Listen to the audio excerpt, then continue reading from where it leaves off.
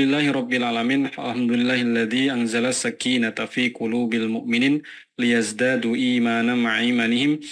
Asyhadu an la ilaha illallah wahdahu la syarikalah wa asyhadu anna Muhammadan abduhu wa rasuluh. Allahumma salli ala sayyidina Muhammad wa ala ali sayyidina Muhammad.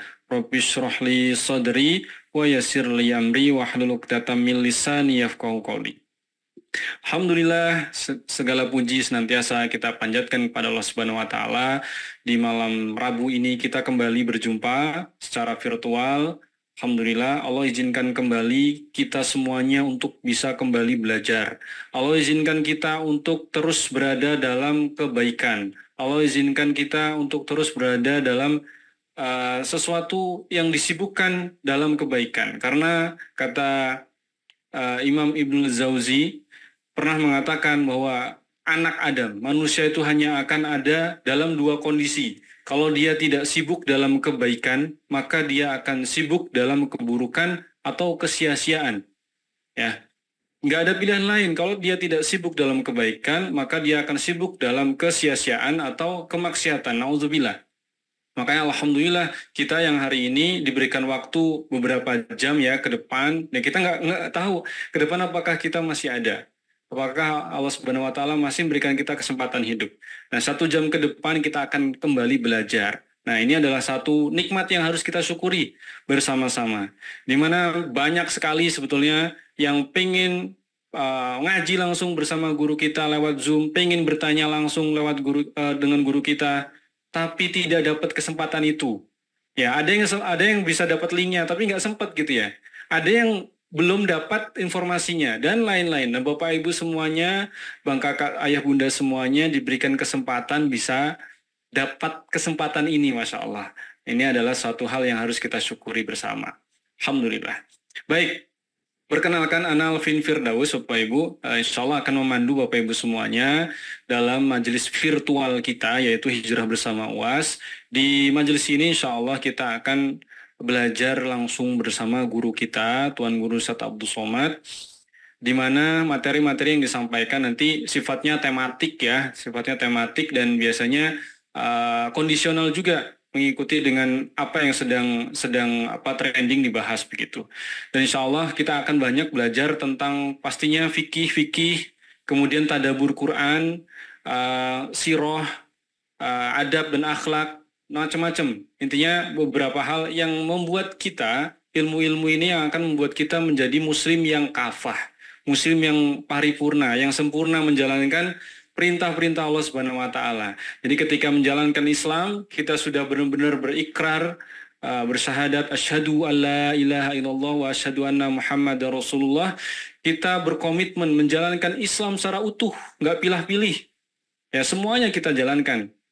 Syariat berhijab, syariat sholat, syariat berpuasa, wajib, Ramadan, dan lain sebagainya harus kita laksanakan.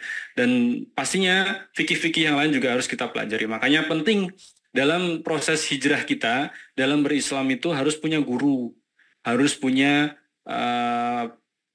panduan, ada yang mengingatkan, ada yang menjadi guru kita, biar kita terpandu. Nggak ngawang-ngawang gitu ya, nggak bingung. Bapak Ibu saya yakin pasti ada kebingungan-kebingungan, entah itu tentang kehidupan, tentang fikih, tentang sesuatu yang berhubungan dengan Islam. Nah, insya Allah di momen Hijrah Bersama UAS ini, majelis kita bisa dimanfaatkan oleh Bapak Ibu, Ayah Bunda semuanya untuk bertanya langsung insya Allah ya. Tapi mohon maaf, memang majelisnya terbatas, jadi tidak bisa semuanya. Ya, insya Allah tiap Selasa kita rutinkan bersama-sama. Baik, saya ingin tahu dong, ini yang 200 lebih yang sudah bergabung, ada yang baru pertama kali ikut tidak? Coba katakan saya yang baru pertama kali ikut di kolom chat. Yang baru pertama kali, oke ada ternyata, Masya Allah.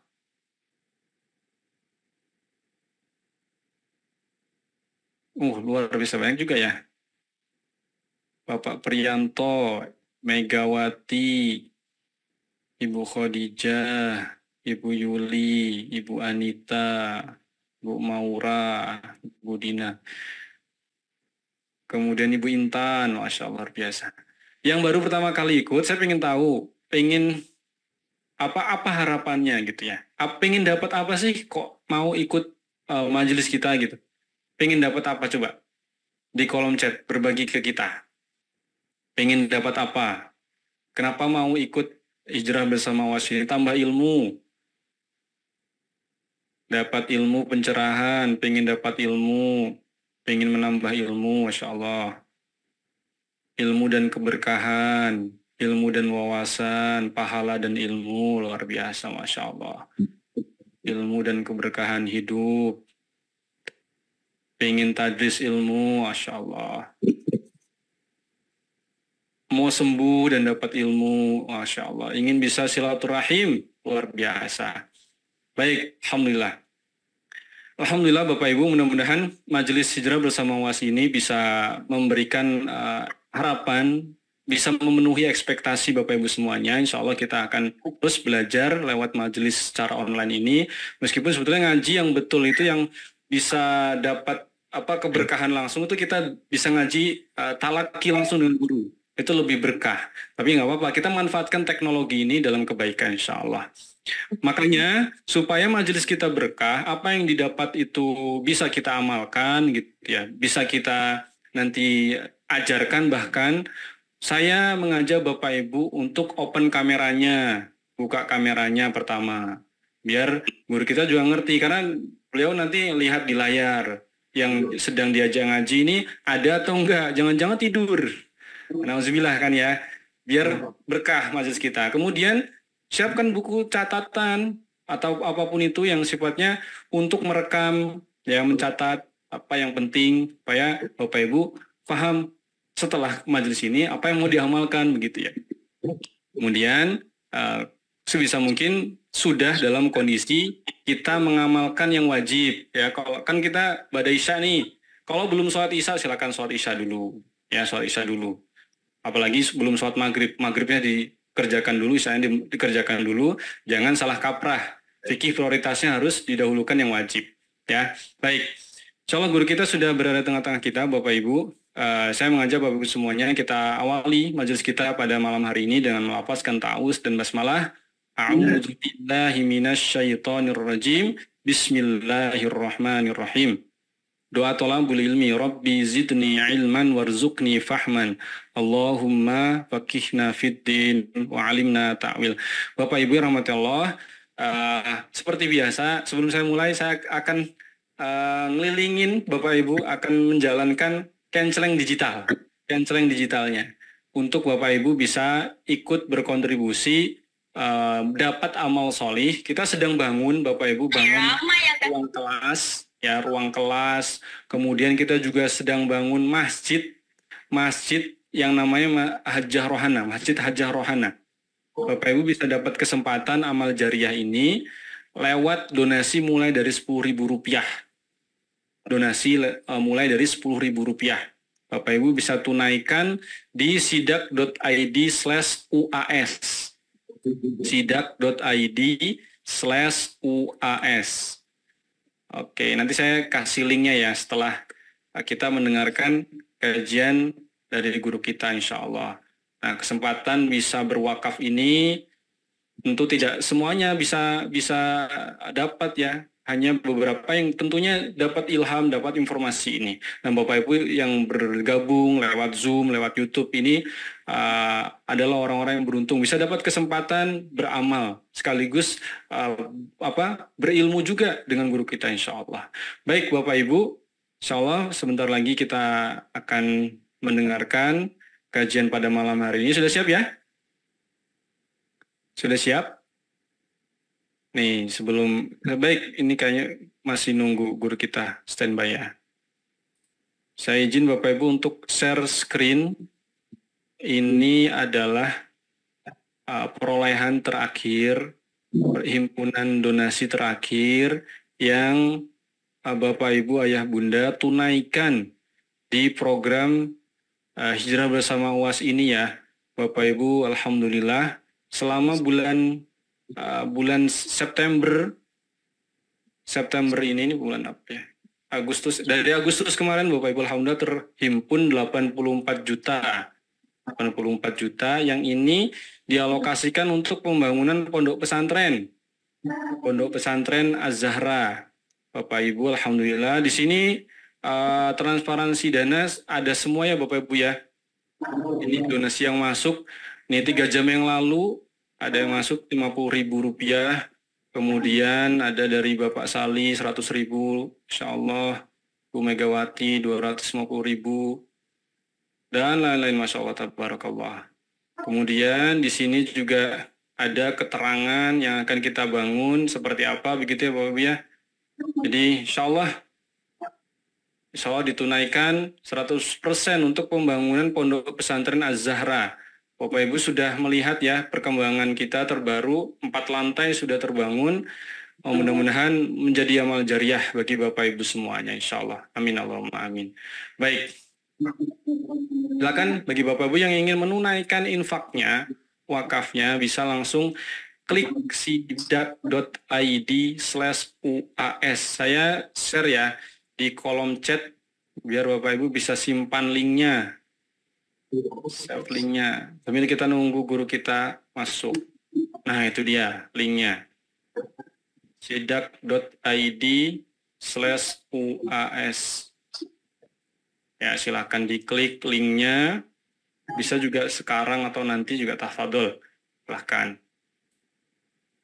Di situ sudah ada fitur-fitur. Oke, saya coba demonstrasikan ya, biar Bapak Ibu tidak bingung. Nanti ketika ngeklik link itu akan diarahkan halaman seperti ini. Langsung saja Bapak Ibu klik link wakaf yang warna kuning ini ya, wakaf sekarang. Kemudian pilih nominal donasinya. Ya, nominal donasinya sesuai dengan kadar keikhlasan, kadar kemampuan masing-masing. Misalnya saya pilih 100.000. Kemudian setelah diklik itu nanti akan masuk ke metode pembayarannya. Bapak Ibu bisa pilih di sini ada transfer BSI dan virtual account serta pembayaran instan. Ada GoPay, ada QRIS. Bisa dipilih ya. Yang paling banyak biasanya BSI. Klik BSI. Nah, di sini Bapak Ibu harus masukkan nomor HP, kemudian email. Nomor HP, nama, dan email. Bapak Ibu juga bisa tuliskan doa-doanya di sini. Kalau sudah, nanti klik lanjutkan pembayaran. Nah, kalau sudah, nanti akan tampil seperti ini Bapak Ibu ya. Ada 3 digit terakhir yang merah ini, sebisa mungkin ditransfer, diikut sertakan. Kenapa? Karena supaya tercatat di sistem. Nah, tapi kalau misalkan nanti Bapak Ibu transfernya bulat, 100.000 bisa juga, tetap bisa, tapi konfirmasinya manual lewat admin. Tapi kalau Bapak Ibu transfernya utuh dengan 3 digit terakhir, itu akan tersistem, langsung masuk di sistem. Nanti akan ada tulisan seperti ini di bawahnya, kayak gini. Bapak Sali, Ibu Syifaul Ummah, Rp10.000. Ya, jadi bisa mulai dari Rp10.000. Nah, ini langsung masuk nih, Masya Allah. Ibu Yuli Mimpiantini, Masya Allah, tabarakallah, Rp100.000, 25 detik yang lalu. Begitu Bapak Ibu semuanya, mudah-mudahan mencerahkan untuk Bapak Ibu yang mau beramal malam hari ini. Bisa dapat amal jariah, Insya Allah. Oke, begitu ya. Kalau ada pertanyaan silakan ditanyakan di kolom chat. Dan kita juga menyediakan untuk Bapak Ibu yang mau belajar ulang ya. Kita ada rekaman-rekaman kajian Hijrah Bersama UAS episode-episode sebelumnya. Itu juga diberikan PDF resumenya. Jadi Bapak Ibu bisa baca langsung lewat PDF-nya, atau yang kedua nonton videonya. Kalau bisa dua-duanya ya dilahap gitu. Mudah-mudahan bisa jadi insight ilmu, tambahan ilmu untuk Bapak Ibu semuanya beramal, insya Allah. Malam hari ini kita akan belajar bersama guru kita tentang sebuah tema, haruskah Muslim itu kaya, gitu ya? Haruskah Muslim itu kaya?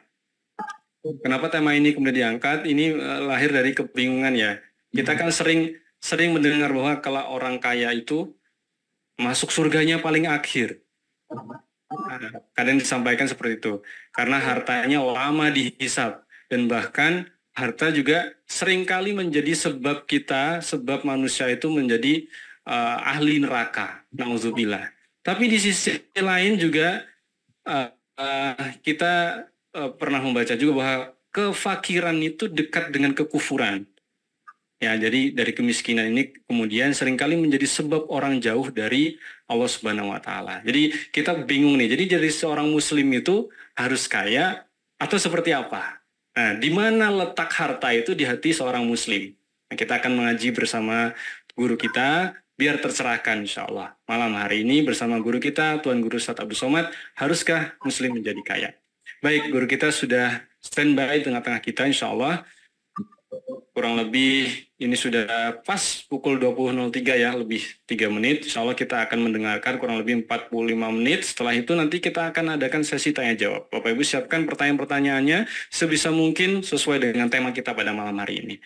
Baik, pada guru kita Ustadz Abdul Somad yang kami muliakan, kami persilahkan.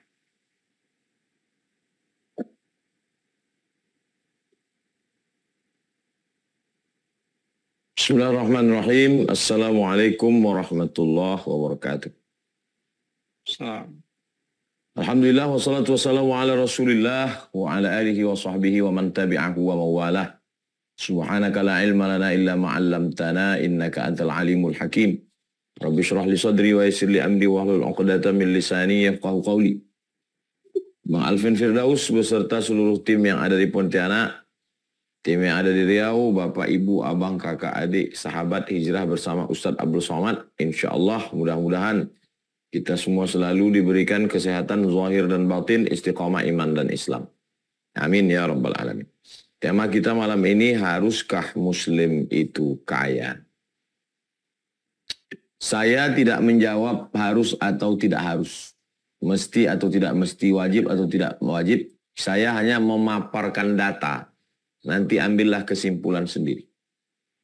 Pembahasan yang pertama, dalam agama apapun, dalam bangsa apapun, dalam tradisi apapun, manusia ini terbagi kepada dua kelompok.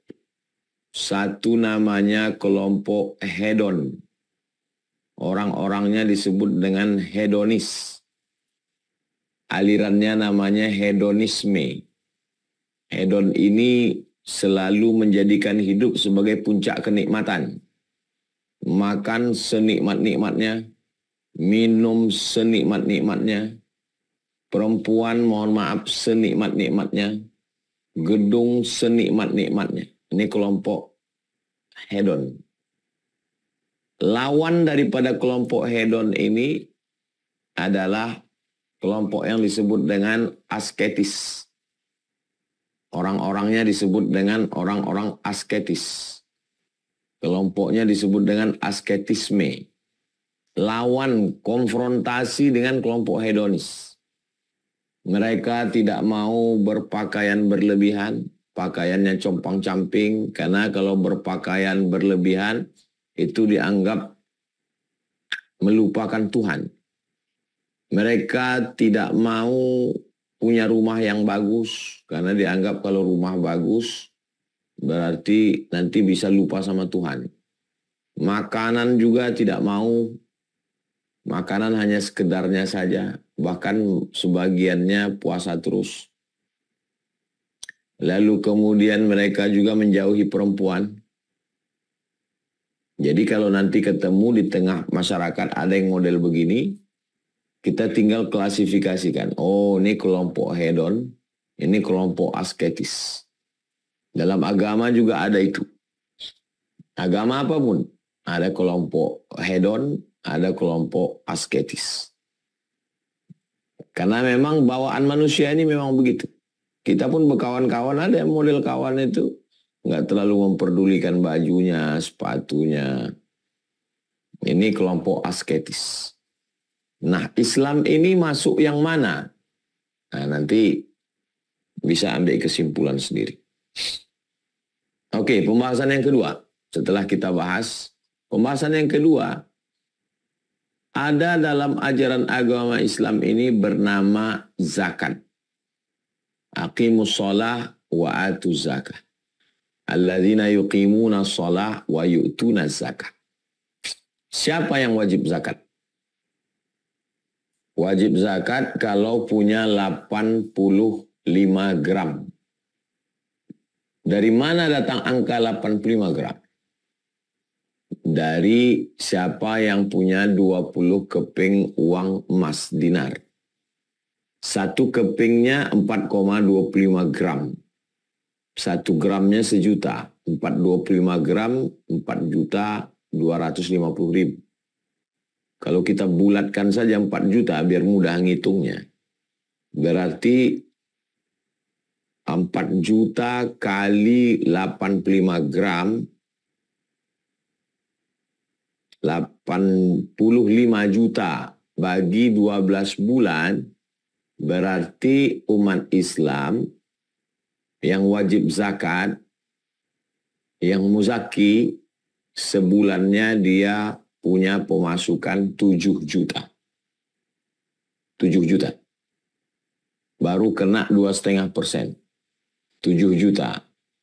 25.000, 25.000, 25.000, 25.000, 25.000, 25.000, 25.000. Karena 2,5%.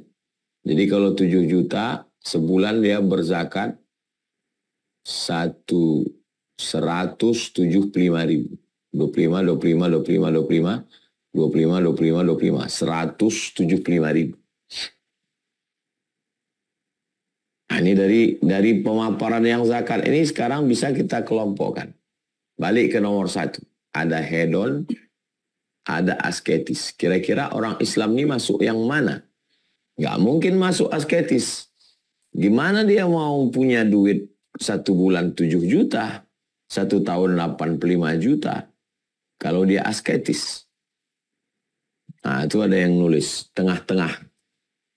Berarti umat Islam tidak memperturutkan makannya, tidak memperturutkan minumnya, tidak memperturutkan kostum high style-nya, tidak memperturutkan nafsu biologisnya, tidak memperturutkan nafsu suka bangunan-bangunannya, tapi juga dia tidak meninggalkan dunia.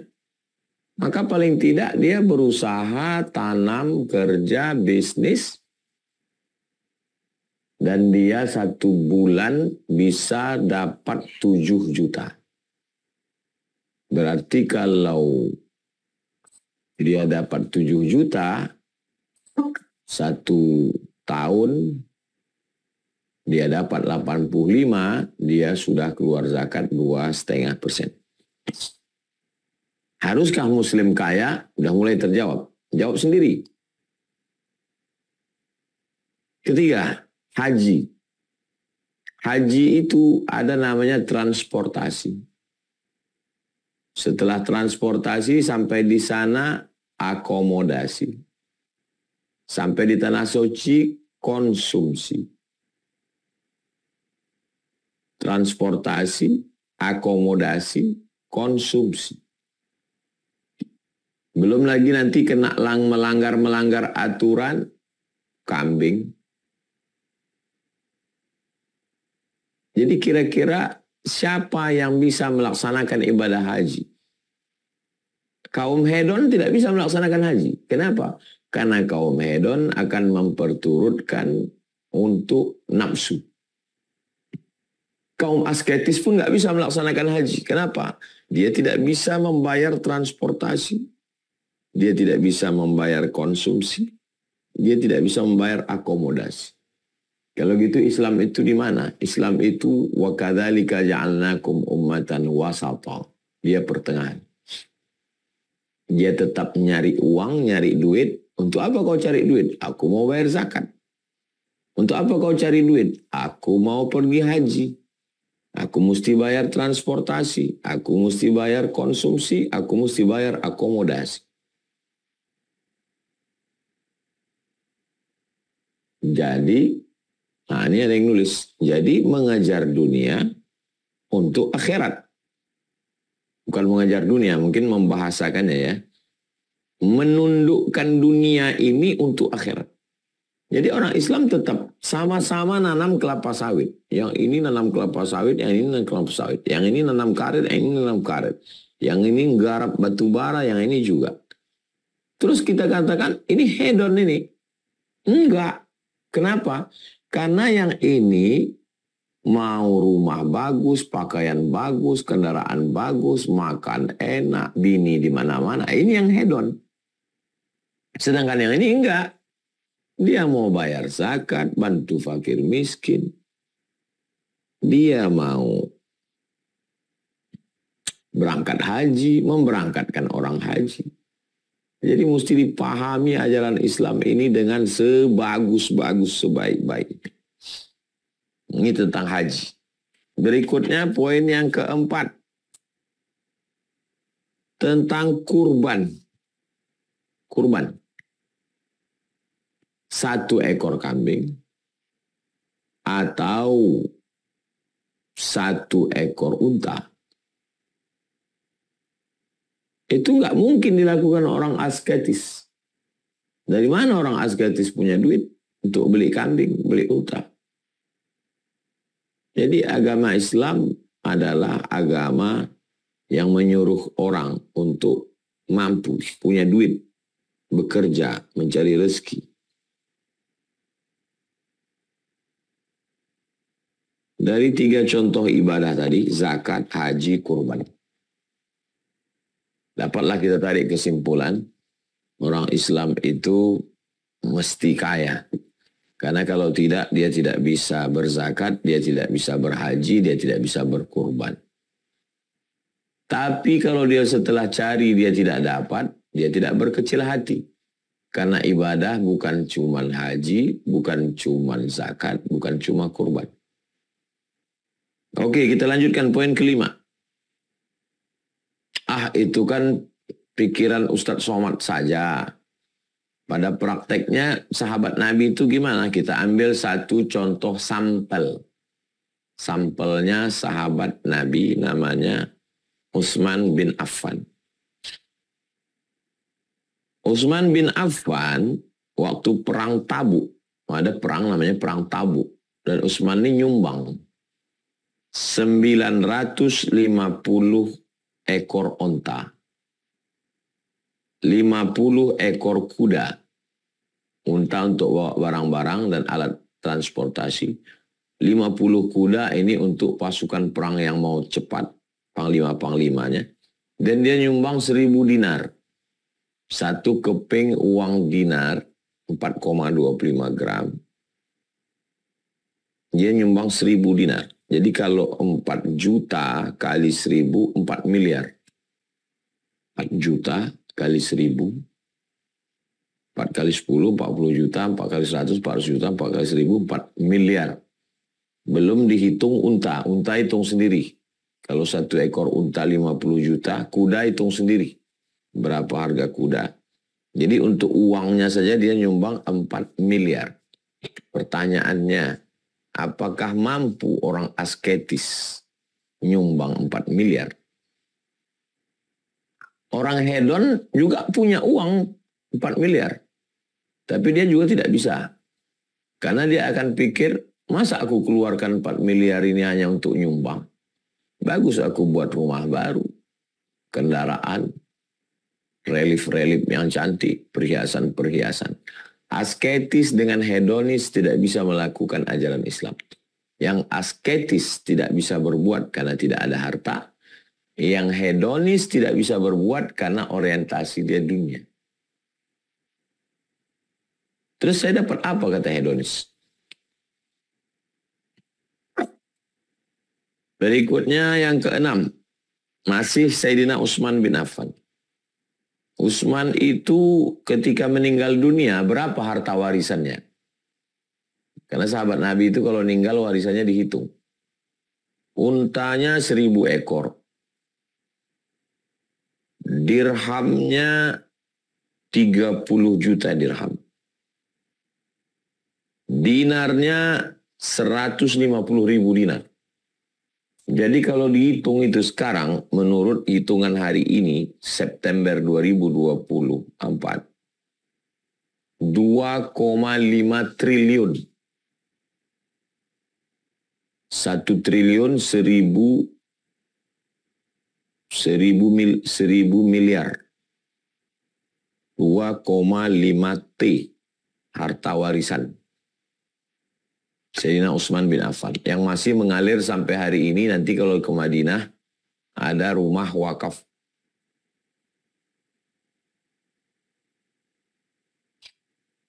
Jadi ya sahabat Nabi itu, walaupun ada sahabat Nabi yang tidak punya apa-apa, tapi kita mau bahas bahwa sahabat Nabi itu punya harta. Oke, berikutnya yang ketujuh. Nabi sendiri. Nabi menikah dengan Khadijah. Ontanya 20 ekor. Berarti 1 ekor 50 juta, itu hitungan yang tidak terlalu tinggi, tidak terlalu rendah. Kali 20, 1 miliar. Ditambah lagi beberapa auqiyah emas. Setelah dihitung emasnya itu juga lebih kurang kalau diemaskan di sekarang, di September 2024, 1 miliar juga. Jadi emasnya tambah dengan untanya 2 miliar. Maharnya saja. Jadi kalau gitu Nabi itu bukan hedonis, bukan juga asketis, dia punya harta. Ini tentang Nabi menikah. Lalu kemudian tentang Nabi berkurban, nomor 8. Nabi berkurban 100 ekor unta. Jadi kalau 1 ekor unta 50 juta. Jadi kalau 1 ekor unta 50 juta kali 100, 5 miliar. Kurban Nabi SAW. Apakah Nabi asketis?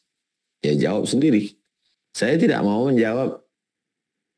Saya memaparkan data supaya kita sendiri yang memberikan jawaban. Poin ke-9. Nabi SAW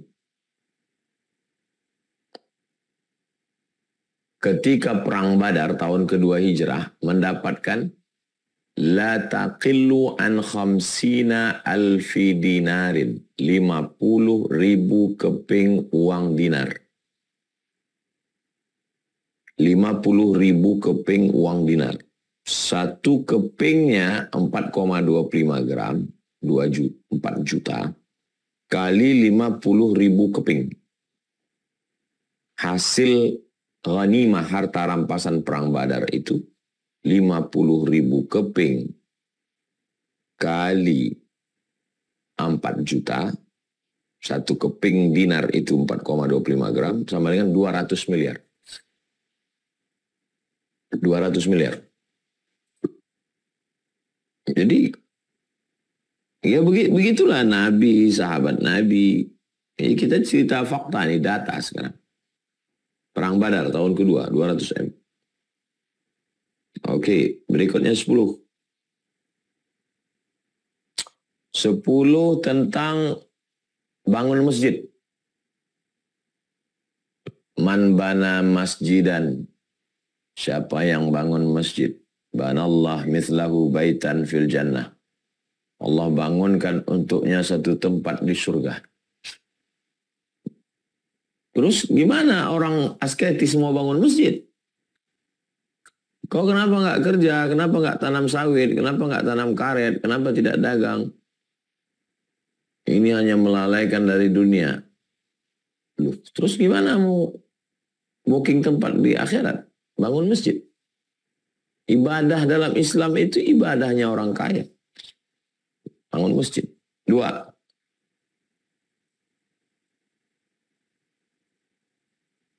Ana wa kafilul yatim. Saya dan orang yang menyantuni anak yatim kahataini fil jannah. Seperti ini di surga. Aku nanti dan orang yang menyantuni anak yatim seperti ini di surga. Sekarang siapa yang sanggup menyantuni anak yatim? Anak yatim ini ditanggung uang sekolahnya, uang makannya, pakaiannya. Saya udah banyak keliling. Kemarin waktu diajak Ustadz Salim ke Merapi Merbabu, ada rumah bagus 2 lantai, cantik, anak-anak gratis. Semua anak yang belajar tahfiz di sini Pak Ustadz gratis. Dari mana uangnya? Konveksi, pengusaha konveksi. Jadi ya memang Muslim ini mesti kaya. Kalau enggak gimana mau beribadah? 12. Dalam hadis Sahih Muslim dinyatakan Nabi SAW, "Idza matal insan," kalau manusia mati, inqata'a, putus amal. Di antara yang amal mengalir adalah shadaqatun jariyah. Shadaqatun jariyah itu wakaf. Karena itu yang kekal abadi. Sekarang siapa yang bisa berwakaf tanah? Tanah sekarang tanah kalau di pusat kota Pekanbaru itu 5 juta 1 meter. Jadi kalau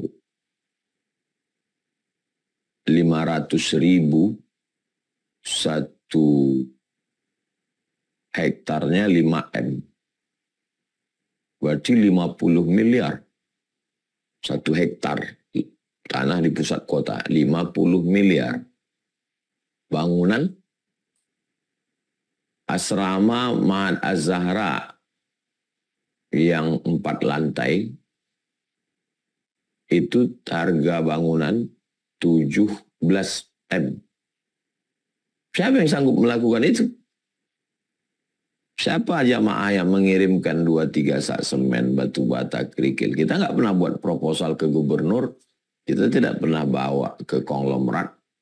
Sekalipun kita tidak pernah bawa ngemis minta ke, enggak. Kita hanya iklan, kita sampaikan ke jamaah. Banyak sekali jamaah yang berkirim, kita tak tahu namanya entah siapa. Menjaga hati jamaah dan menjaga hati kita. Saya tidak mau tertawan dengan orang-orang politik, dengan pejabat, dengan pengusaha. Karena kalau saya sudah tertawan, itu sama menjerat leher saya. Saya tidak mau, kata orang Melayu, lembu cucuk hidung. Kalau sudah dicucuk hidung, ditarik. Tak mau saya membuat saya tersandra. Dan jamaah juga tidak mau disebut-sebut. Bapak Fulan. Nggak ada kita pernah nyebut jamaah. Jamaah pun nggak ingat saya pun nggak ingat jamaah. Tapi jamaah tahu amal dia mengalir. Ini kita sedang saling menjaga. Yang besar, yang kecil tak tahu. Wallahu a'lam bishawab. Tapi amal itu mengalir. Siapa yang bisa melakukan itu? Makanya tema malam ini, haruskah Muslim kaya? Saya memaparkan data. Terus berpikirlah.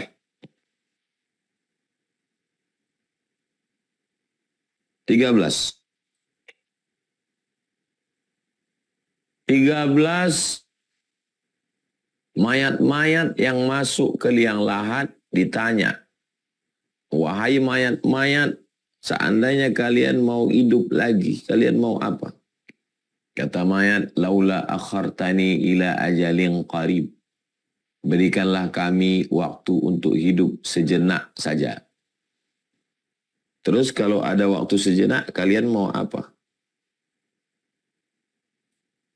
Kata mayat-mayat, fa'as-saddaqa, kami mau bersedekah.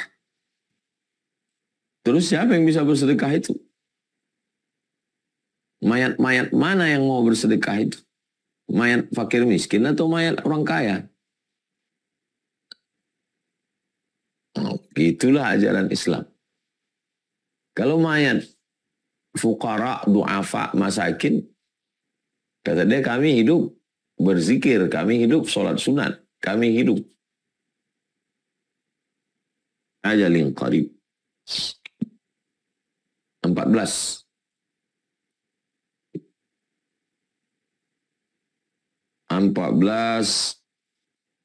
Apa itu makna bahasa Arabnya ghaniyun? Allah ghaniyun 'anil alamin. Ghani selalu diartikan kaya. Ghani maknanya cukup. Jadi ghani itu maknanya cukup. Allah ghani, Allah cukup. Allah tidak berhajat, tidak membutuhkan manusia. Jadi siapapun yang punya mental cukup, maka dia kaya. Walaupun kaya, kalau mentalnya kurang, bahasa Arabnya kurang itu fakir. Fakir kurang. Makanya kata Nabi, iyyakum wal faqra al-hadir. Hati-hati kamu kena penyakit fakir. Kurang. Makanya kita ini disuruh minta ghina. Allahumma inna nas'alukal huda wat tuqa wal afaf wal ghina. Allahumma inna nas'alukal huda, beri kami hidayah supaya kami jangan bingung mana benar mana salah. Setelah kami dapat hidayah, wat tuqa, munculkan rasa takut dalam hati kami. Setelah kami punya rasa takut, wal afaf, kami menjaga diri dari yang abu-abu, yang samar-samar. Setelah kami menjaga diri, wal ghina, kami merasa cukup. Puncaknya adalah cukup. Awal jalannya hidayah. Ini kemana jalan ini ya? Tahu jalan, berarti udah dapat hidayah. Setelah dapat hidayah, tuqa, muncul rasa takut dalam hati. Takut Allah, takut azab, takut neraka. Setelah muncul rasa takut, wal afaf, menjaga diri. Jaga mata, jaga telinga, jaga hati, jaga tangan, jaga kaki. Puncaknya, wal ghina, cukup. Kenapa kita tidak merasa cukup? Karena tidak menjaga diri. Kenapa tidak menjaga diri? Karena tidak ada rasa takut. Kenapa tidak ada rasa takut? Tidak dapat hidayah. Ini udah sepaket ini yang 4 ini. Kalau dapat hidayah, muncul rasa takut. Kalau sudah muncul rasa takut, jaga diri sehingga tidak makan haram. Kalau sudah jaga diri tidak makan haram, muncullah apa yang namanya ghina. Merasa cukup. Malah kita yang heran. Ini orang kok hidupnya kayaknya biasa aja. Ya karena dia udah sampai pada level merasa cukup. Cukup dengan sendalnya biasa, cukup dengan bajunya biasa, cukup dengan handphonenya biasa, cukup dengan mobilnya biasa. Malah yang rese itu orang lain. Kalau sudah sekaya kamu, sudah sehebat kamu, ini handphonenya mestinya begini. Kalau sudah sehebat kamu, mestinya rumahnya begini. Tapi dia udah ghina, cukup. Ya udah begini aja cukup.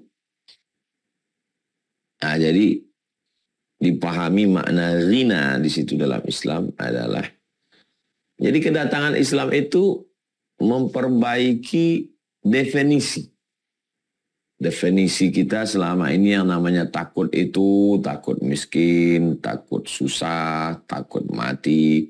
Tapi setelah Islam datang, takut kepada Allah sehingga kita tidak melakukan perbuatan maksiat. Merubah definisi sesuatu. Selama ini makna kaya itu adalah banyak harta, banyak duit. Setelah Islam datang, ternyata makna kaya itulah orang yang merasa cukup. Berapa banyak orang yang kaya, tapi tidak pernah rasa cukup, ya hidupnya nggak pernah tenang, kurang terus. Nauzubillah. Itu 14 poin kaji kita malam ini. Sebagaimana biasa 30 menit. Sekarang jam 20.32 saya kembalikan ke Bang Alvin Firdaus. Saya kira kita sudah bisa menjawab tema kita malam ini. Selanjutnya kita akan bahas dalam dialog interaktif. Saya kembalikan ke Bang Alvin. Barakallahu fikum. Wassalamualaikum warahmatullahi wabarakatuh. Waalaikumsalam warahmatullahi wabarakatuh. Masya Allah, 14 poin Bapak Ibu semuanya, yang insya Allah Bapak Ibu saya yakin bisa menyimpulkan apa jawabannya begitu ya. 14 data yang disampaikan oleh Tuan Guru, bahwa poin pertama tadi manusia ada dua kelompok, hedonis dan asketis. Hedonis itu terlalu memuja-muja harta, asketis nggak butuh harta, nggak butuh dunia. Kemudian yang kedua, syariat ini Islam punya zakat.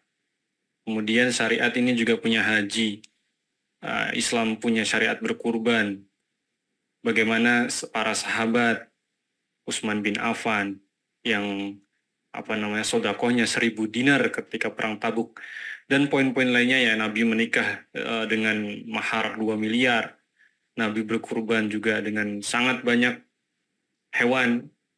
Kemudian bangun masjid, menyantuni anak yatim, amalan yang tiada putus yaitu sedekah jariyah. Semua itu menuntut kita mendorong seorang muslim untuk menjadi seorang yang kaya, insya Allah ya. Jadi bisa menyimpulkan. Baik, Bapak Ibu, kita akan masuk ke sesi tanya jawab ya. Sesi tanya jawab, insya Allah nanti akan ditunjuk beberapa orang yang diberikan kesempatan, insya Allah. Sebelum ke jamaah, saya izin bertanya, Ustadz. Gini Ustadz, kadang ada orang yang justru punya dalih takut kaya karena takut hisapnya itu lama. Kita tuh sering diajarkan kalau sekilas pernah mendengar gitu ya. Jadi sering dianalogikan kalau kita masuk minimarket terus ngambil banyak barang, barang, kemudian di kasir kita tuh akan sangat lama. Tapi berbeda orang yang pergi ke supermarket cuma ngambil beberapa, di scan di kasir tuh cepat gitu Ustaz. Jadi kita kadang kayak gitu, ada beberapa orang yang punya mindset seperti itu. Tanggapan Ustaz seperti apa? Satu, apa antum lebih berilmu daripada Utsman bin Affan? Apa antum lebih bertakwa daripada Abu Talhah? Apa antum lebih iffah, menjaga diri daripada Abu Dihdah? Apakah antum lebih alim daripada Abdurrahman bin Auf? Apa nggak malu ngomong begitu kalau ketemu sahabat Nabi? Berarti menyepelekan sahabat Nabi. Sadar nggak kita omongan kita itu sudah melukai sahabat Nabi? Bahkan melukai Nabi. Orang Nabi berdagang, orang Nabi. Jadi kadang orang yang tidak mengerti, kata-katanya itu selalu ngawur. Lalu kemudian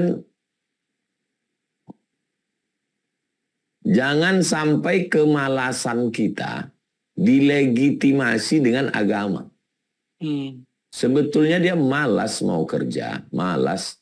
Terus pas ditanya, kamu kok nggak semangat kerja?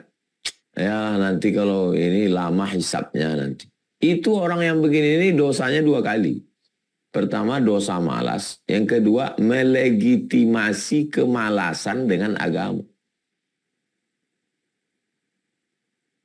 Banyak sekarang orang model begini. Ya udahlah gini-gini aja lah. Serahkan aja sama Allah. Apa kata Allah aja lah. Itu agama hawa nafsu itu. Makanya teorinya Quran hadis. Quran hadis itu teori. Bagaimana penerapannya, prakteknya, itu kehidupan Nabi dan sahabat Nabi. Itu maka setiap saya ngajar itu, ini ayatnya, ini hadisnya, ini kehidupan sahabatnya. Coba perhatikan tadi. Kehidupan Nabi, zakat, haji, kurban, Utsman, Tabuk, Nabi nikah, Nabi kurban, ghanimah, bangun masjid. Supaya kita mendapatkan pemahaman yang utuh, sempurna. Jangan dicomot-comot. Ambil satu hadis, ambil satu ayat, tempelkan kemalasan. Akhirnya ayat dan hadis itu hanya sekedar stempel legitimasi terhadap kemalasan. Itulah yang menyebabkan umat ini jadi mundur. Padahal dalam Islam diajarkan al-mu'minul qawi, seorang mukmin yang kuat, khairum, lebih baik, wa habbu ilallah, lebih dicintai Allah. Makanya jangan mengambil kesimpulan dari satu ayat. Jangan mengambil kesimpulan dari satu hadis. Ayatnya, hadisnya, ijma'nya, qiyasnya, khobarnya, asarnya, riwayatnya gabungkan jadi satu, baru tarik satu kesimpulan. Namanya metode tematik. Demikian Bang Alfi. Baik, Masya Allah. Jangan sampai kemalasan berbalut syariat. Baik, Masya Allah. Kemudian kita lanjutkan ya Bapak Ibu semuanya. Kita akan masuk ke sesi tanya jawab. Saya persilahkan untuk yang pertama. Saya persilahkan Ibu Eva Susanti. Fadol dibuka mic-nya, sampaikan pertanyaannya dengan jelas. Assalamualaikum warahmatullahi wabarakatuh. Waalaikumsalam. Assalamualaikum Ustaz, alhamdulillah bisa hadir. Semoga Ustaz dan semua selalu beliau kesehatan. Yang pertama saya mau tanyakan Ustaz, ada 3, mudah-mudahan tidak lama. Pertama, kenapa dari poin yang tadi 14 tadi, kenapa Islam tuh masih suka diidentikan dengan miskin, jorok dan sebagainya, padahal banyak sekali orang Muslim tuh yang Allah berkahi dengan harta yang cukup, dengan kemuliaan Islam yang sangat baik dalam pengamalannya. Itu satu. Yang kedua Ustaz, saya pernah ketemu seorang imam masjid, beliau bilang begini, saya belum punya rumah, saya belum punya mobil, tapi saya sudah daftar haji waktu itu sekitar 10 tahun yang lalu. Nah setelah itu Allah berkahi beliau dengan ada rumah, ada mobil. Nah, bagaimana kewajiban berhaji itu sehingga umat Muslim mengutamakan untuk haji tersebut. Nah, terus yang ketiga, apakah ini hadis? Saya tidak tahu Ustadz, tangan di atas lebih baik daripada tangan di bawah. Nah, apakah itu berarti membuat kita juga harus lebih sering memberi daripada meminta? Ya, itu saja Ustadz. Syukran. Assalamualaikum warahmatullahi wabarakatuh. Waalaikumsalam warahmatullahi wabarakatuh. Pertanyaan yang pertama, bedakan antara Islam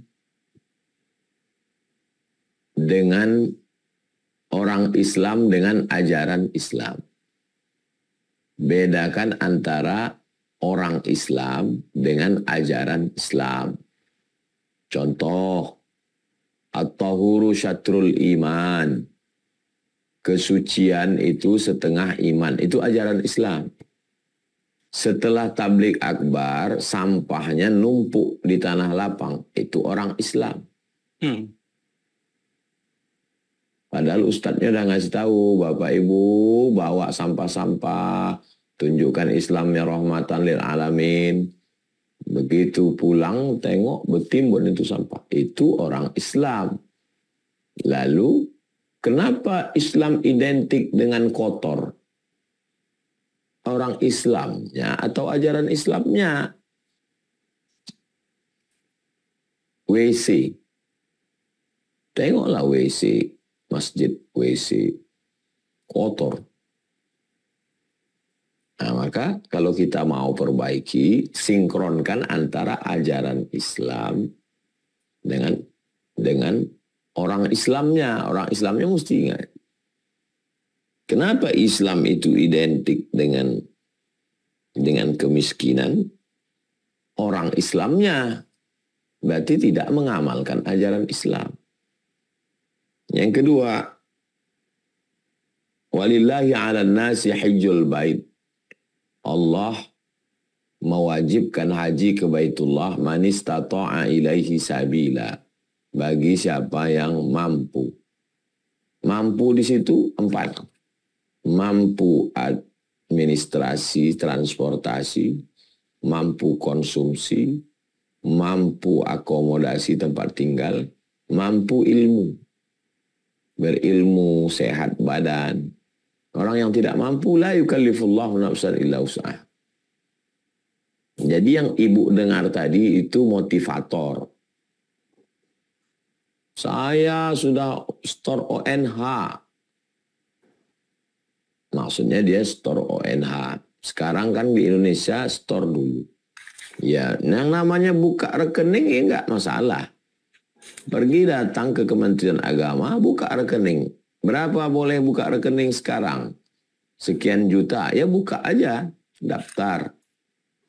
Mungkin dengan itu bersemangat dia cari rezeki. Dengan itu dibukakan Allah Subhanahu wa taala. Tapi dalam Islam yang wajib itu yang mampu. Yang tidak mampu ya tidak wajib. Ya sedihlah Pak Ustadz. Sedihnya karena ilmu atau karena hawa nafsu? Kalau karena ilmu dia nggak sedih. Karena pintu surga kan bukan cuman haji.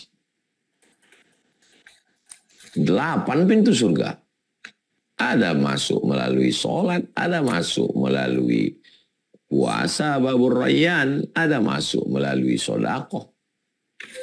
Haji bukan satu-satunya pintu surga. Jadi kesedihan kita itu karena ilmu atau sedih karena hawa nafsu. Itulah pentingnya berilmu. Sehingga kalau dia berilmu, sedihnya ya karena ilmu, bukan karena hawa nafsu. Al-yadul uliya khairum minal yadis sufla, hadis. Hadis Nabi Muhammad SAW. Bukan kata-kata hikmah, bukan ucapan ulama. Sehingga kalau ada orang mengatakan, menyampaikan dalam kultumnya, dalam tausiahnya, ya baik. Al-yadul uliya khairum minal yadis sufla. Wabda' biman ta'ul. Mulailah dengan wabda' biman ta'ul. Mulailah dengan orang yang kamu tanggung. Istri, anak, ayah, ibu. Karena banyak orang dermawan untuk orang lain. Di rumahnya bakhil, pelit. Maka kata Nabi, wabda' biman ta'ul. Awali mulai dari orang terdekat. Suami saya Pak Ustadz dikenal sebagai orang dermawan. Semua tetangga orang kampung senang dengan dia. Tapi di rumah pelitnya minta ampun. Maka kata Nabi, wabda' biman ta'ul. Mulai dari orang yang kamu tanggung. Hadisnya ada dalam Sahih Al-Bukhari, ada dalam Sahih Muslim. Wa khairus sadaqati an zahri ghina. Sebaik-baik sedekah adalah yang sudah kamu cukupkan keperluan. Jangan bersedekah banyak sementara makan anak istri belum. Karena makan anak istri itu juga adalah sedekah. Wa man yasta'fif ya'ifahullah. Siapa yang menjaga dirinya dari yang haram, maka Allah akan menjaganya. Wa man yastaghni yughnihillah. Siapa yang merasa cukup, maka Allah cukupkan dia. Siapa yang merasa cukup, Allah cukupkan dia. Diberikan Allah kecukupan. Itu tentang hadis yang ibu baca. Al-yadul ulya khairum minal yadis sufla. Wabda' biman ta'ul. Khairus sadaqah an zahri ghinan. Wa man yasta'fif ya'ifahullah. Wa man yastaghni yughnihillah. 5 potongan hadis yang ibu tanya tadi. Demikian Bang Alvin. Wallahu a'lam bishawab. Baik, Masya Allah. Mudah-mudahan terjawab ya Ibu. 3 pertanyaan tadi. Kita lanjutkan penanya berikutnya. Masih ada kesempatan untuk Bapak Ibu bertanya. Saya persilakan Ibu Rima Salim. Silakan mic-nya dibuka dulu. Ya. Assalamualaikum warahmatullahi wabarakatuh, Ustaz. Afwan Ustaz. Terima kasih sudah mendapat kesempatan. Semoga Ustaz diberi keberkahan oleh Allah Subhanahu wa taala. Sebentar sih, Mas. Amin. Begini Ustaz, saya mau tanya, kalau ya memang orang Islam harus kaya, tapi tidak hedon atau tadi yang satu lagi. Tapi bagaimana kalau dia nggak kaya, nggak bayar pajak? Itu satu. Dan kedua, saya ada dengar cerita pada zaman Rasulullah, ada sahabat yang kaya raya, tapi bukan Utsman bin Affan, saya lupa. Dia kaya, tapi dia dengar bahwa Rasulullah mengatakan dia yang paling akhir masuk surga karena hisabnya lama. Sehingga dia jual semua kurmanya, dia jual semua, dia beri semua hartanya pada orang yang nggak mampu dan membutuhkan. Terus dia beli kurma busuk pada saat itu di Mekah apa di Madinah ya, kurma lagi pada busuk. Nggak taunya ada negara lain yang terdapat penyakit yang obatnya kurma busuk, kembali kaya dia. Jadi maksud saya ada juga kisah yang sahabat Rasulullah yang mau miskin gitu, walaupun akhirnya nggak bisa miskin. Itu gimana Ustadz? Terima kasih.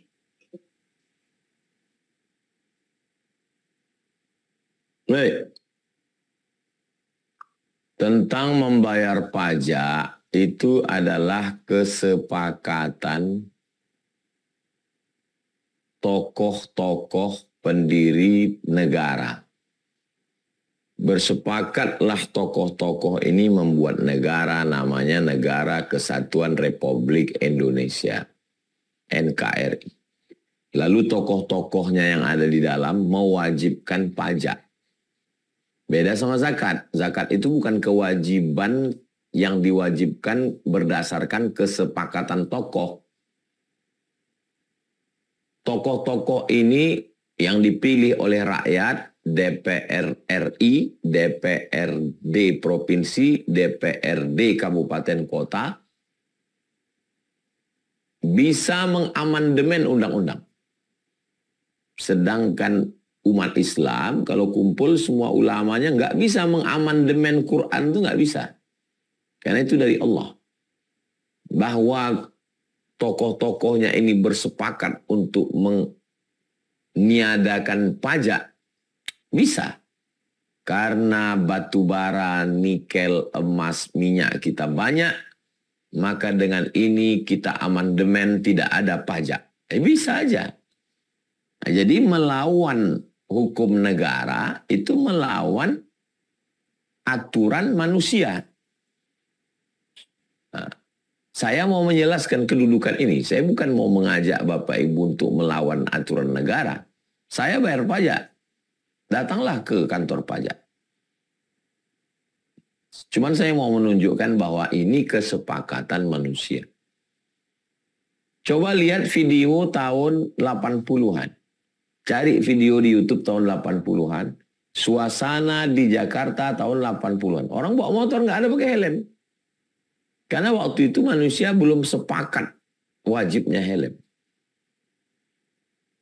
Sekarang muncul baru aturan kesepakatan manusia bahwa naik motor mesti pakai sepatu. Kalau pakai sendal sekarang kena tilang. Kesepakatan manusia. Dan kita adalah manusia yang sepakat untuk itu. Ya ikut kesepakatan itu. Ini tentang aturan manusia dengan aturan Tuhan. Sahabat Nabi, lalu kemudian, memang kalau sudah diberikan Allah SWT rezeki, tidak ada yang bisa menghalanginya.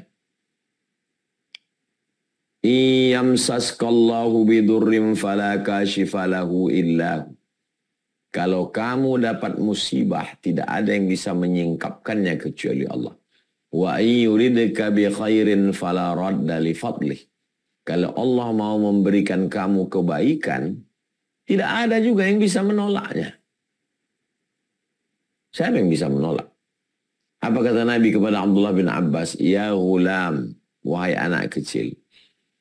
Kulla ini jitama'atil ummatu, berkumpul semua manusia di dunia ini.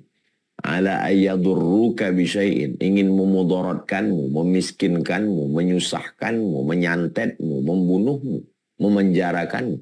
Lan yadurruka, mereka tidak akan mampu memudaratkanmu illa qad kataballahu alaik, kecuali itu memang sudah takdir. Jadi kalau udah ditakdirkan Allah jadi orang kaya, ya nggak usah kepengen miskin, beramallah dengan kekayaan itu. Beramallah dengan yang diujikan Allah itu. Tapi sekali lagi jangan melegitimasi kemalasan hawa nafsu dengan agama. Itu kunci. Abdurrahman bin Auf, sahabat Nabi, yang tidak bisa miskin, tidak bisa susah. Dan dia beramal dengan, dalam sahabat Nabi pun ada, dalam Nabi pun ada. Nabi Daud, raja kaya. Anaknya Nabi Sulaiman, raja juga, kaya raya. Ya mereka beramal dengan amalnya. Nabi Nuh, susah. Nabi Ayub, awalnya kaya. Kemudian sakit-sakitan, susah, meninggal, kena likuifaksi, balik lagi hartanya. Nah, jadi Nabi Muhammad SAW kaya raya, tapi hidupnya bersahaja. Nah, jadi kita ambil contoh, ambil model aja. Terus prinsip hidup kita berusaha, berikhtiar, berdoa. Kalau kita sudah dipakai Allah dalam sesuatu, jangan lagi mencari, sudah dipakai Allah, kamu ini dipakai Allah untuk menolong agamanya dengan ilmu. Ya fokus di ilmu. Kamu ini dipakai Allah untuk menolong agamanya dengan harta. Ya pakailah itu, berarti yakin saya ini berarti dipakai Allah. Allah kalau suka, sayang dengan hamba itu, dipakainya kita. Sama macam kita sayang sama murid. Ya selalu kita pakai murid itu. Tolong ini, tolong ini. Karena kawan, begitu juga. Nah, begitu juga kalau Allah suka kepada hamba, dipakainya hamba itu untuk menolong agamanya. Jadi kalau sudah diposisikan Allah kita pada suatu makom, pada level, ya kita syukuri dengan beramal di situ. Jangan malah mau jadi yang lain. Demikian, wallahu a'lam. Baik, Masya Allah, Tabarakallah. Kita persilakan berikutnya Bapak Ismail. Allah Akbar.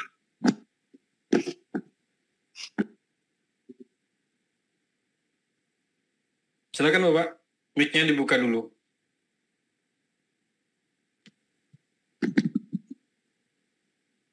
Assalamualaikum Ustaz, selamat malam. Waalaikumsalam warahmatullahi wabarakatuh.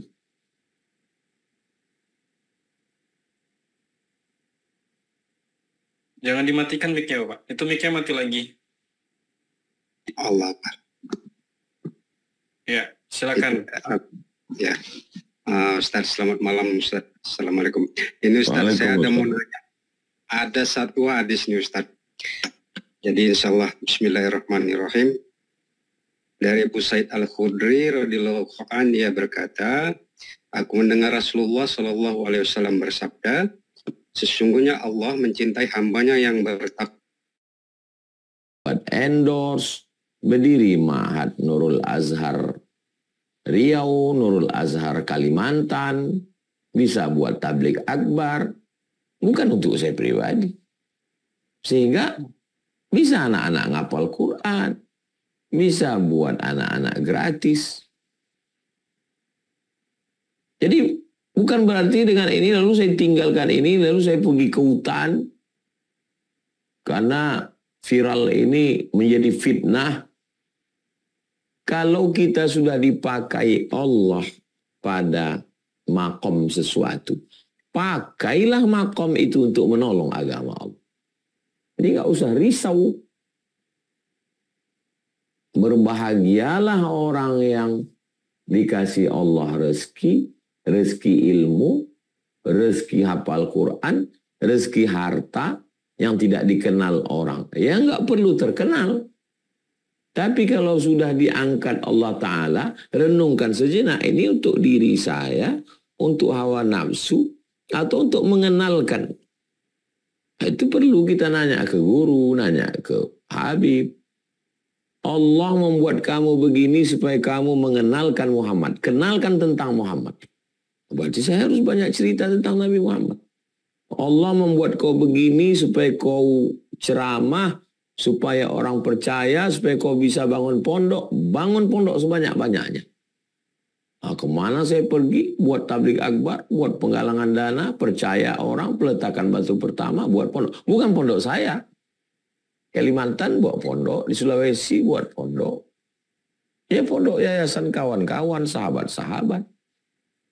Itulah amal jariah kita. Jadi yang tidak disukai Allah itu kita mencari sesuatu yang hanya memperturutkan hawa nafsu.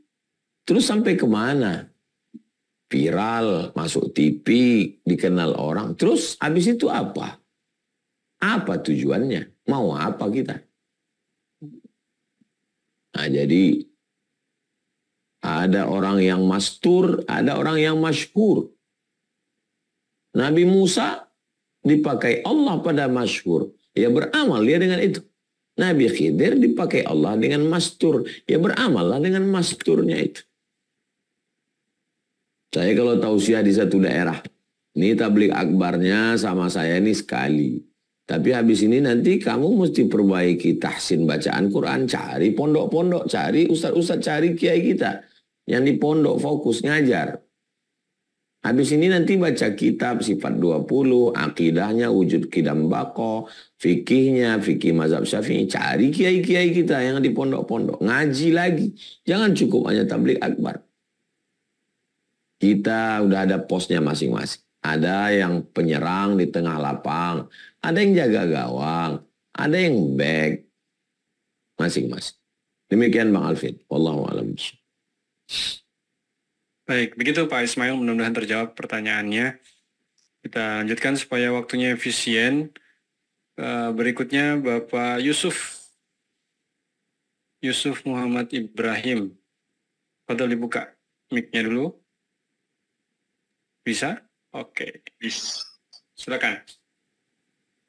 Assalamualaikum warahmatullahi wabarakatuh. Waalaikumsalam warahmatullahi wabarakatuh. Alhamdulillah masih diberi kesempatan untuk bertanya Tuan Guru.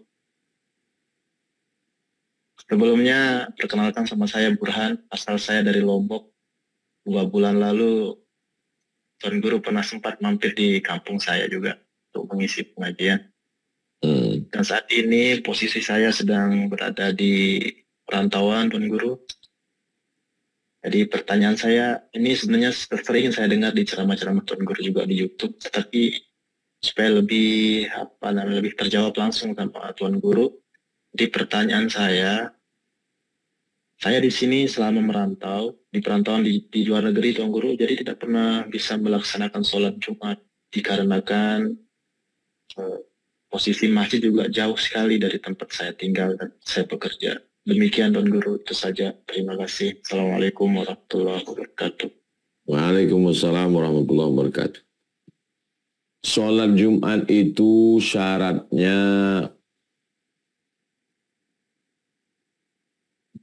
mukim, mustautin, bukan musafir. Yang kedua, dalam mazhab Syafi'i mesti ada 40 orang. Kalau kurang dari itu nggak wajib. Nah, jadi kalau tidak cukup syarat, ya sholat zuhur. Tinggal di negeri non-muslim, masjid tidak banyak, jauh. Kalaupun datang ke masjid itu nggak ada orang, ya sholat zuhur. Tapi saya merasa berdosa, merasa beramal, merasa sudah banyak beramal, padahal belum beramal. Itu kerja setan. Merasa berdosa padahal tidak dosa, itu juga kerja setan. Jadi bagaimana caranya biar supaya kita tidak jatuh ke dalam dua ini? Berilmu. Saya merasa tidak beramal. Saya merasa amal saya ini tidak ada. Tapi saya tidak merasa pada sesuatu hal yang tidak berdosa. Misalnya saya tayamum. Karena kaki saya sakit, luka, saya tayamum. Saya nggak merasa berdosa. Karena memang dibenarkan dalam ajaran Islam tayamum. Dan saya sholat zuhur. Sering saya sholat zuhur hari Jumat. Saya musafir. Dan saya nggak merasa berdosa. Merasa beramal padahal bukan amal. Itu kerja setan. Merasa berdosa padahal bukan dosa. Itu juga kerja setan. Saya muslim. Saya tinggal di negeri non-muslim. Tidak cukup syarat sholat Jumat. Maka saya sholat zuhur. Di mana letak dosanya? Ya tapi nggak enak hati Pak Ustadz. Islam ini bukan agama nggak enak hati. Dia pakai hukum, pakai dalil. Tapi nggak sholat Jumat. Man tarakal jumu'ata salasa marratin. Siapa yang meninggalkan sholat Jumat 3 kali. Berturut-turut tahunan. Karena menyepelekan Jumat. Tawa'allahu ala qalbi. Allah mengunci hatinya. Masjid ada, jamaah ramai. Enak-enak makan siang di restoran. Duduk-duduk di kantor. Nggak sholat Jumat. Itu. Kalau kita yang kerja di tengah laut. 6 bulan baru pulang. Tidak mukim. Maka dia tidak wajib sholat Jumat. Demikian. Wallahu a'lam bishawab. Baik, saya berikan kesempatan terakhir. Ini pertanyaan terakhir Bapak Ibu ya, karena sudah jam 9 lewat 6. Untuk Bapak Haikal Saputra.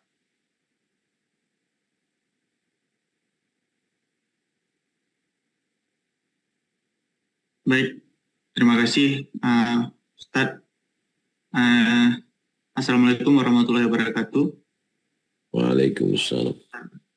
Ustadz izin bertanya, bagaimana cara mengatasi lupa? Tujuan kita Muslim kan ingin menuju falah.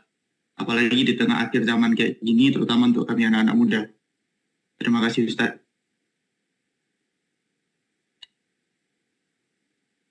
Bagaimana supaya saya jangan lupa tentang tujuan hidup saya? Maka saya pesankan ke Ustadz Al-Nob. Ustadz Al-Nob, untuk jadwal tahun 2025, kita masuk ke suku Talang, kita masuk ke Bagan Benio, kita masuk ke pedalaman Kampar. Berarti 4 bulan sekali kita masuk ke dalam.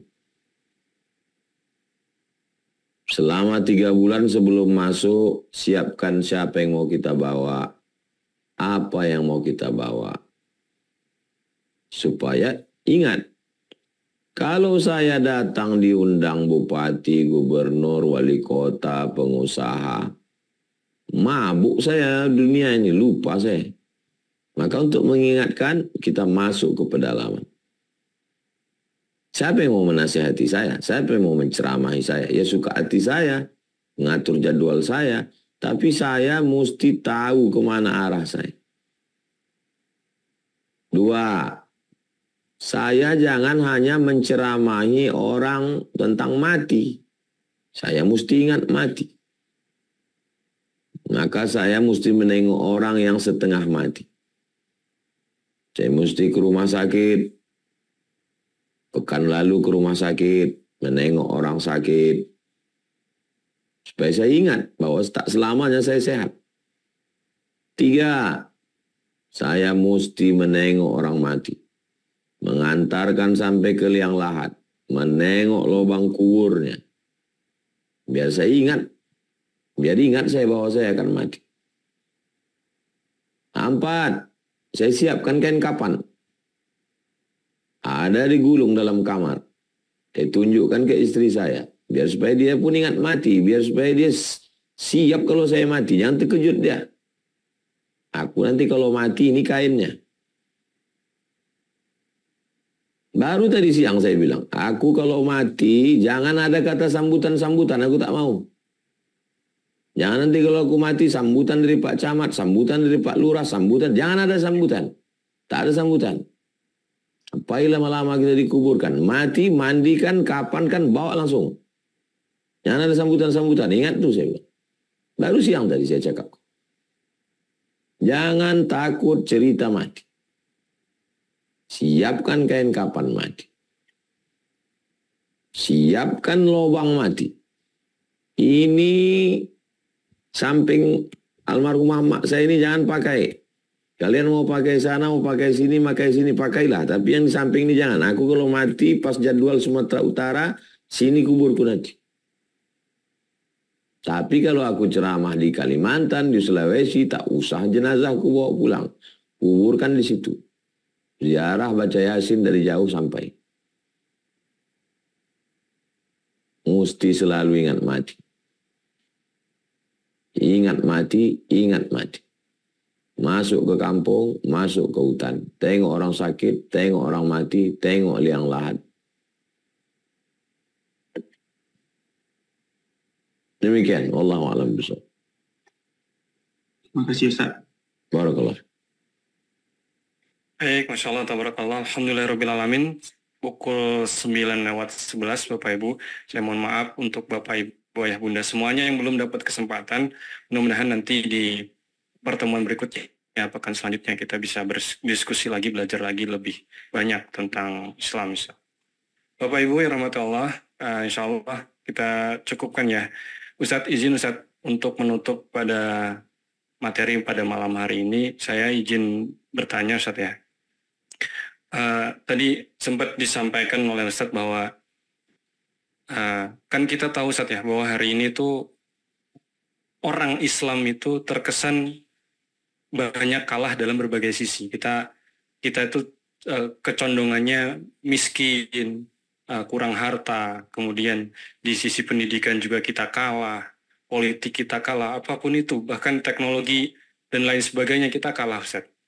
Kalau kita berkaca dengan ajaran Nabi SAW, ajaran Islam ini kan luar biasa, bahwa umat Islam itu didorong untuk menjadi umat yang kuat gitu, umat yang kaya. Adanya syariat zakat, kurban, haji, itu mendorong kita sebagai umat yang kaya. Lalu sebagai pribadi dan orang yang kepala rumah tangga, kira-kira apa yang bisa kita lakukan Ustaz, untuk bisa menjadi menjadi keluarga yang lebih kuat gitu, dengan tadi mendengarkan bahwa ajaran Islam itu begitu paripurna gitu Ustaz. Yang paling miskin orang Islam, paling jorok orang Islam, paling mundur orang Islam, paling terkebelakang orang Islam, yang paling suka kelahi orang Islam, yang sekarang terjajah tak ada yang peduli orang Islam. Ya kebetulan takdir kita hidup di 2024. Ya beginilah keadaan Islam sekarang. Emangnya pernah Islam ini hebat? Tengoklah gedung-gedung yang hebat di Andalus. Punya siapa? Punya orang Islam. Dulu ada namanya istilahnya Mozarabik. Mozarabik itu tradisi Arab yang ditiru oleh orang Eropa. Tradisi Arab yang ditiru oleh orang Eropa. Dari mulai cara berpakaian, arsitektur bangunan, universitas. Universitas Cambridge dengan Universitas Harvard masih lebih kalah dibanding dengan Universitas Qarawiyyin dan Al-Azhar. Yang sekarang-sekarang. Jadi kita ini dulu pernah sangat hebat ilmuwan-ilmuwannya, arsitek-arsiteknya, pemerintahannya. Ketika umat Islam sedang sibuk mengkaji filsafat, waktu Abu Ja'far Al-Mansur, Khalifah Bani Umayyah, menerjemahkan kitab-kitab filsafat Yunani, Sokrates, Demokritos, Aristoteles, Thales, orang Eropa baru belajar cara nulis nama. Bayangkan itu kesenjangannya. Jadi Islam pernah hebat Dan kebetulan pas kita hidup tahun 2024 ini, pas lagi Islam jatuh-jatuhnya. Pas lagi jatuhnya lah sekarang kita di sini. Lalu apa yang bisa kita lakukan? Saya sampaikan ke ustazah tadi waktu jalan. Saya bilang kita fokus saja mendidik anak-anak perempuan. TK Quran, SD Quran, SMP Quran, SMA Quran. Nanti dia hafal Quran, bisa baca kitab, bisa bahasa Arab, bisa bahasa Inggris, punya life skill. Jadi kalau perempuannya baik, suaminya baik, anaknya baik, mantunya baik, cucunya baik, lingkungannya baik. Fokus saja kita di sini. Saya mesti meyakinkan diri saya, meyakinkan keluarga saya, meyakinkan ustazah-ustazah yang ngajar di pondok, membangkitkan semangatnya, buat ujian evaluasi murajaah Jalalain. Bahwa anak-anak ini ternyata bisa baca kitab. Bisa mereka baca tafsir Jalalain. Evaluasi hafalan. Ternyata hafal dia. Apa tuh ngapal-ngapal aja, nggak bisa baca kitab. Ternyata bisa dia baca kitab. Ngerti dia, paham dia. Untuk apa bisa hafal Quran baca kitab kalau nggak bisa masak? Didatangkan yang bisa kuliner. Buat brownies. Buat masakan. Ngatur tamu-tamu datang. Ternyata bisa dia. Kalau baik perempuan ini, suaminya jadi baik. Nanti punya anak-anaknya baik. Dia punya pondok, pondoknya baik. Santrinya baik, wali muridnya jadi baik. Maka insya Allah nggak bisa instan. Ini sekarang semuanya mau instan. Kalau mau instan, mau cepat-cepat, nggak sesuai kenyataan dengan keinginan, nanti kena futur. Futur itu ngeri itu. Orang yang terlalu berapi-api ingin memperbaiki umat ini, pas nggak sesuai, mentok dia. Bisa murtad, na'udzubillah. Bisa nggak punya semangat sama sekali. Akhirnya, bayangkan dari mulai sibuk ngurus anak tahfiz, jadi sibuk ikan koi, bisa. Bisa orang gitu. Dari mulai sibuk ngurus anak muda, jadi ngurus sepeda ontel, bisa. Pelarian itu. Muak udah berteman dengan manusia ini, akhirnya berteman dengan besi rongsokan. Bisa. Saya masih yakin dengan proses. Masih yakin dengan proses. Dulu pikiran saya sangat simpel sekali. Saya S1, saya S2, saya S3. Habis S3 saya ngelamar jadi dosen. Saya akan ngajar di Kuala Lumpur di Malaysia. Saya ngajar di Brunei. Saya pergi seminar sana pakai dasi, pakai jas, pakai peci, pakai ruang ber-AC. Saya nulis, saya presentasi buku. Ternyata tidak sesimpel itu. Mesti masuk hutan, masuk kampung. Dan ada kenikmatan di situ. Tapi tak bisa dilaksanakan sendiri. Saya dengan yang saya alami sekarang, saya nyaman dengan sekarang ini. Jumat, Sabtu, Ahad, Senin saya keliling. Selasa, Rabu, Kamis saya di pondok. Apakah kalau kita mati selesai masalah dunia ini? Ya tidak. Dunia belum selesai. Nanti turun Nabi Isa, turun Dajjal, perang, selesai. Baru selesai. Jangan pernah mau menyelesaikan dunia ini. Imam Syafi'i meninggal, nggak selesai dunia ini. Kita berbuat sesuai dengan kemampuan kita masing-masing. Apa yang bisa kita buat, kita lakukan. Mungkin yang kita tanam sekarang kita pun nggak pernah menengok pohonnya. Iza waqa'an ala ahadikumul qiyamah, kalau kamu sudah mau mati, Wa fi yadihi fasilah, di tanganmu ada bibit korma, kau tanamkan, kau mati.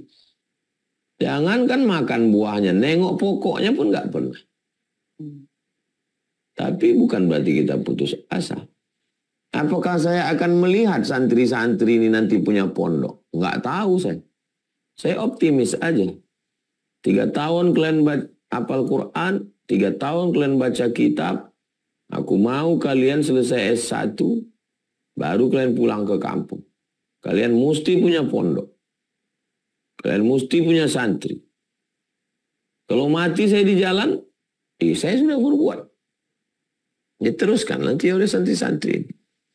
Itulah yang bisa kita lakukan. Jangan terlalu bersemangat dan ketika mentok hilang semangat. Jangan pula sampai tak ada semangat sama sekali. Wa kadzalika ja'alnakum ummatan wasata. Mudah-mudahan apa yang kita lakukan ini ikhlas karena Allah dan bermanfaat. Demikian Bang Alvin Firdaus. Baik. Dengan berakhirnya pertanyaan tadi, insya Allah kita tutup majelis kita pada malam hari ini. Mohon berkenan Ustaz untuk mengakhirinya dengan kita berdoa bersama. Kalau sudah kita dipakai Allah pada suatu fokus di situ, yakinlah bahwa Allah memakaimu dengan ilmumu, dengan hafalanmu, dengan hartamu, dengan jabatanmu. Yang bupati, wali kota, gubernur, pejabat, berarti Allah memakaimu di situ. Pakailah tanda tangan. Bisnismen, pengusaha, orang kaya, berarti Allah ingin memakaimu di situ. Ustadz, penghafal Quran, alim, berarti Allah memakaimu.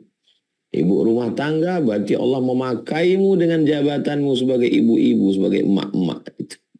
Sebagai istri. Al-Hadhi niyah al-Fatihah. A'udzubillahi minasyaitonir rajim. Bismillahirrahmanirrahim. Alhamdulillah rabbil alamin arrahmanir rahim maliki yaumiddin. Iyyaka na'budu wa iyyaka nasta'in shiratal mustaqim. Shiratal ladzina an'amta 'alaihim ghairil maghdubi 'alaihim waladdallin. Amin. Allahumma shalli ala sayyidina Muhammad wa ala ali sayyidina Muhammad. Assalamu alayka ya Rasulullah. Ya qadiyal hajat, engkau menunaikan segala hajat. Ya rafi'ad darajat, engkau yang mengangkat segala derajat. Iqdi hajatina, tunaikan hajat kami. Allahumma inna nas'aluka al-huda wat-tuqa wal-afafa wal-ghina. Kami mohon kepadamu al-huda, hidayah. Wat-tuqa, tanamkan rasa takut dalam hati kami. Wal-afaf, menjaga diri dari yang haram dan syubhat. Wal-ghina, berkecukupan. Allahumma aghnina bihalalika an haramik. Cukupkan kami dengan yang halal. Sehingga kami tidak mencari-cari yang haram. Rabbana atina fid dunya hasanah wa fil akhirati hasanah wa qina adzabannar. Sallallahu alaihi sayyidina Muhammad wa ala alihi wasallam walhamdulillah rabbil alamin. Taqabbalallahu minna wa minkum taqabbal ya karim. Terima kasih untuk Bang Alvin Firdaus Ustaz Sutim yang ada di Pontianak, yang ada di Riau, Bapak Ibu Abang Kakak Adik. Semangat terus sampai akhirnya kita mati dalam keadaan husnul khatimah. Amin. Barakallahu fikum, jazakumullah khairan. Wassalamualaikum warahmatullahi wabarakatuh. Waalaikumsalam warahmatullahi wabarakatuh. Insyaallah tabarakallah, kita ucapkan jazakallah khairan kasiran pada guru kami yang kami muliakan Ustaz Abdul Somad yang sudah berkenan berbagi ilmu pada malam hari ini. Semoga diberikan kesehatan, diberikan kelancaran dalam urusannya, diberikan keluarga yang sakinah, mawaddah, warahmah. Amin Allahumma amin. Baik, Bapak Ibu mohon maaf, tadi ada yang bertanya kok cepat sekali kajiannya, kenapa nggak 2-3 jam? Ya, Masya Allah, Tuan Guru juga manusia ya, butuh istirahat. Baik Bapak Ibu, kita jumpa lagi pekan depan di hari Selasa ya. Selasa seperti biasa kita ngaji lagi. Insya Allah, seperti biasa di akhir acara saya kembali mengajak Bapak Ibu semuanya untuk ikut terlibat dalam amal solih ini. Kita sedang bangun Pondok Pesantren Az-Zahra, bangun masjid juga, masjid dengan atas nama yang dinamai nama Hajah Rohana, ibunda dari Ustadz Abdul Somad. Bagi Bapak Ibu yang ingin berkontribusi, berwakaf, klik link yang saya bagikan. Ya, link yang saya bagikan. Kalau Bapak Ibu bingung, hubungin admin Kak Juli ya. Kak Juli, hubungin admin Kak Juli supaya dibantu untuk proses sodako dan wakafnya. Begitu Bapak Ibu. terima kasih. Jika tidak ada pertanyaan, saya akhiri, saya cukupkan. Tidak ada ya, kalau ada pertanyaan silakan di chat di kolom chat. Baik, terima kasih semuanya, terima kasih Bapak Ibu semua, abang kakak ayah bunda semuanya. Mudah-mudahan malam hari ini Allah berikan kebermanfaatan dan Allah ganjar dengan pahala yang maksimal atas majelis kita pada malam hari ini. Terima kasih, kita akhiri sama-sama dengan melafazkan hamdalah. Alhamdulillahirabbil alamin. Doa kafaratul majlis, subhanakallahumma wa bihamdika asyhadu an la ilaha illa anta astaghfiruka wa atubu ilaik. Terima kasih. Jauh di mata namun dekat dalam doa. Istiqomah sampai jannah, sampai jumpa di Baitullah. Assalamualaikum warahmatullahi wabarakatuh.